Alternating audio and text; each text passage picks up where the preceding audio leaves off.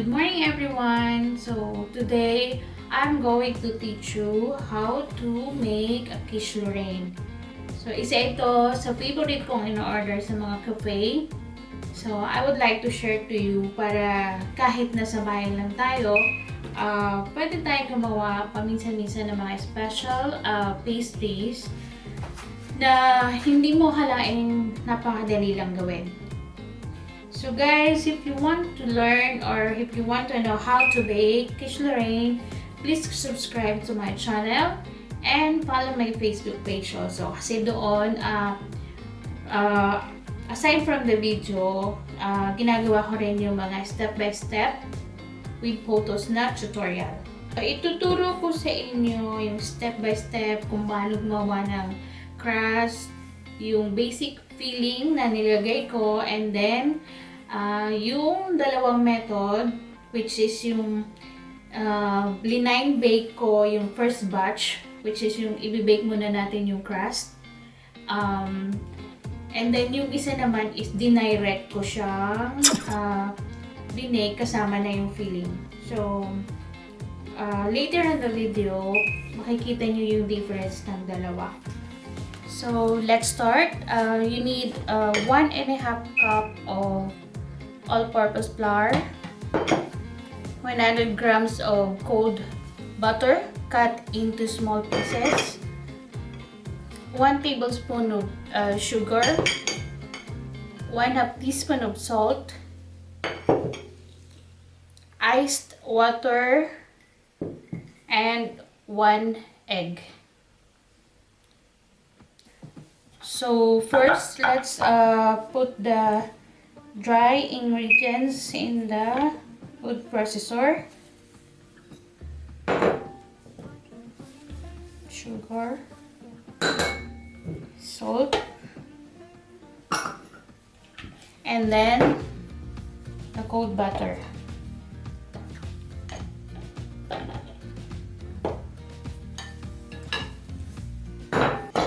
But before we proceed with mixing this, I will just prepare the egg mixture. So we're just going to put 2 tablespoons of iced water. Combine the egg and the water. Then set aside.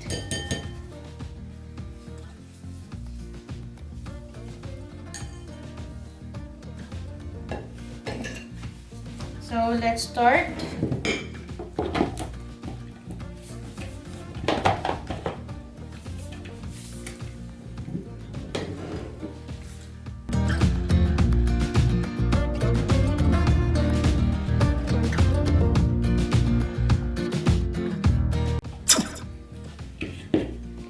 So it should be like this.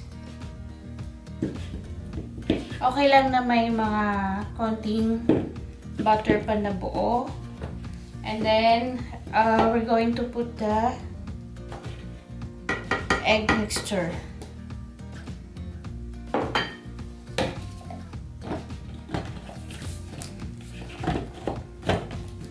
And then do it again for another 20 seconds.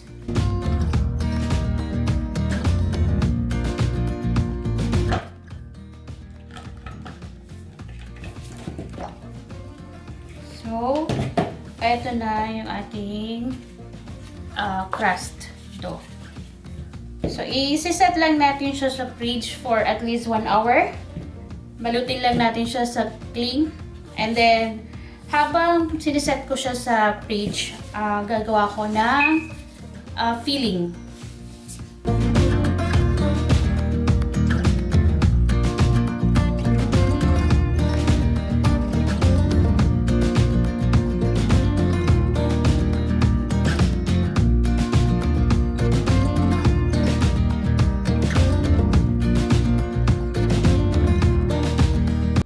Wala pala akong cling. I can use this plastic. So, for the filling, magsusutay lang ako ng mushroom, turkey ham, onions, and lalagyan ko din siya ng mozzarella. Later, meron pa tayong i-add na egg and cream mixture. So, ito lang ang napakasimpleng filling lang ang gagawin ko. Parang basic lang siya. So, isusutay mo lang siya sa olive oil.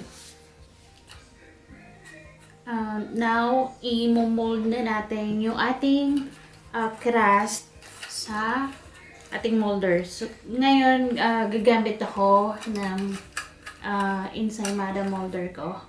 Gagawin ko siyang individual quiche lorraine. So, ito na yung ating crust dough. So, lalagay lang ako ng konting flour.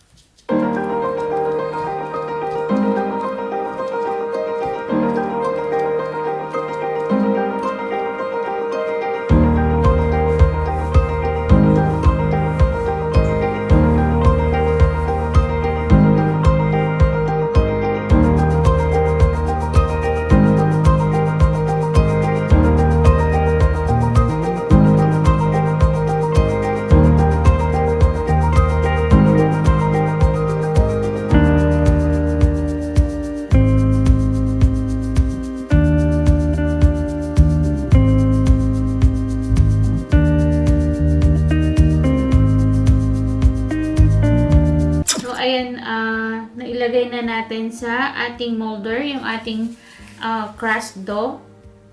Ibabalik ko muna siya sa fridge habang magpipreheat ako ng oven kasi mas maganda siyang i-bake ng cold yung ating crust dough kasi magre-result siya na flaky. So, ayan, ibabalik ko lang muna siya sa fridge. So, eto na yung ating crust. Malamig na siya. Pero, tatry ako ng dalawang method. Yung tatlo, ipi-pre-bake natin siya or yung blind baking na sinasabi. And then, yung another 3, didiretso natin siyang i-bake kasama yung fillings. So, sa blind baking or pre-bake, i-bake na natin yung crust for 8 to 10 minutes. And then, papalamigin. And then, i-bake ulit kasama na yung filling. So, sa blind baking, kailangan natin maglagay ng pabigat. Para hindi umalsa yung kanyang middle part. So, pwede kang gumamit ng beans, yung bigas, or yung parang pebbles ba yun? So, anything na magpapabigat. So, lalagyan lang natin siya ng foil.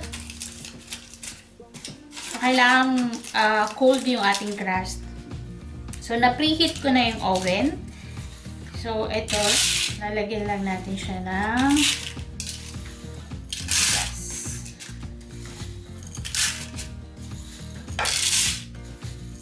So, gusto ko kasing makita kung kung anong result ng both method para makita nyo din.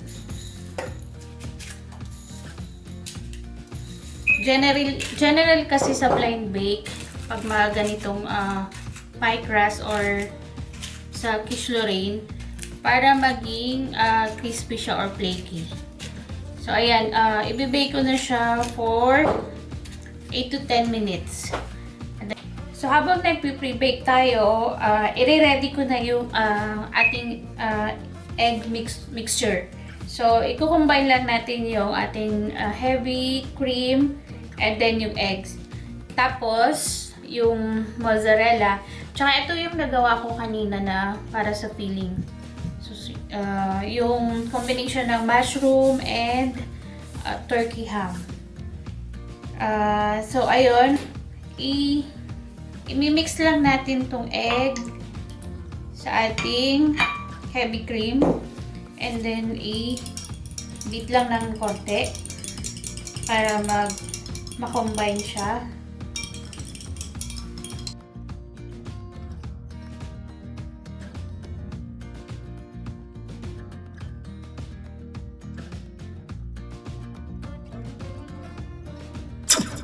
So, ito yung na-pre-bake na crust. So, medyo na-brownish na siya and then medyo firm na yung kanyang texture. And ito naman yung hindi blind bake or pre-bake. So, gagawin ko both na method. So, tingnan natin kung ano ang mas okay na result. So, maglalagay na tayo ng fillings.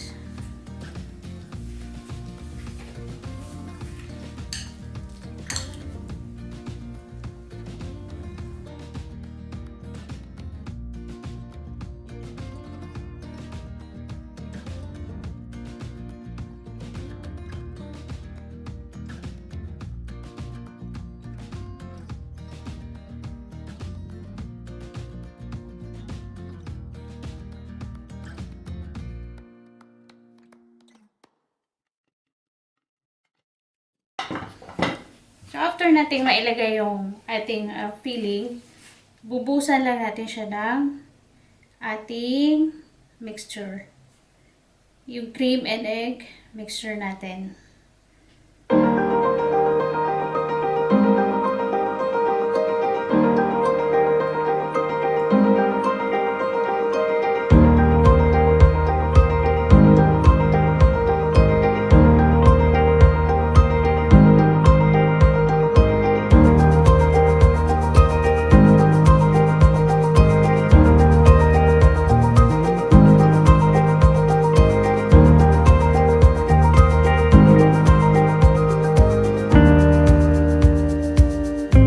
I-bake natin siya for 30 to 40 minutes. So, baka mas longer yung baking time nitong hindi na pre-bake para ma-achieve natin yung flaky ng kanyang crust.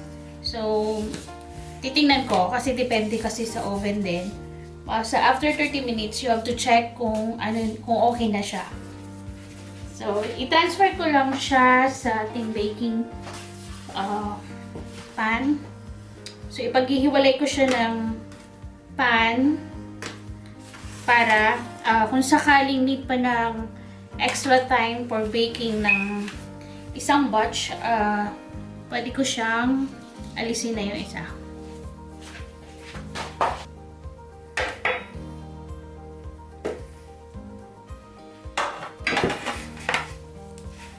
So, ilalagay ko na siya sa oven. So, ito yung na-pre-bake natin, yung crust. And ito naman yung direct natin binake kasama yung filling. So, tingnan natin kung alin yung mas madaling tanggalin sa molder.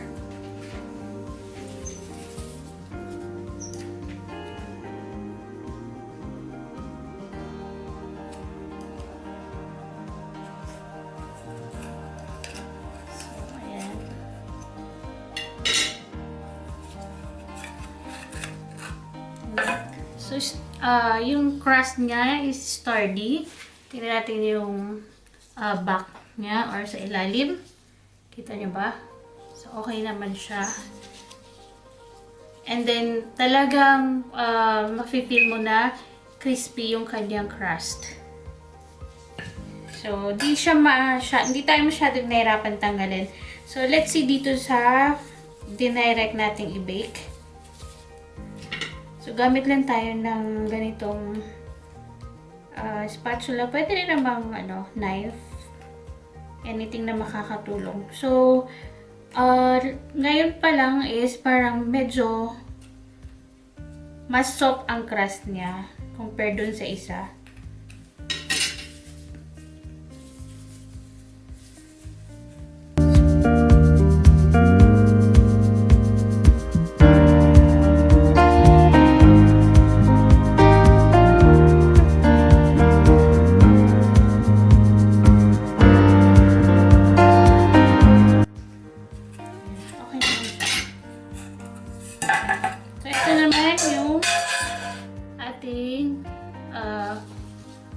Direct baking. Okay din naman siya. Medyo mas soft lang siya ng konti doon compare sa pre-bake. So, let's cut the quiche. So, unahin natin tong hindi blind bake or yung pre-bake.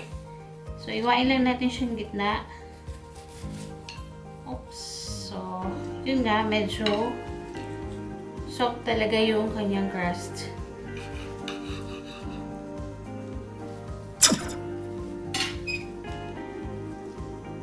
So, let's see dun sa ating isa.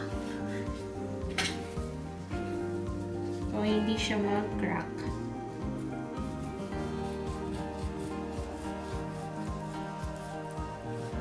So, talagang mas sturdy siya. Of course, kasi pre-bake nga natin siya. It helps na maging stable, sturdy yung kanyang crust. So, ito siya. Hindi siya nag-crack nung iniwan natin.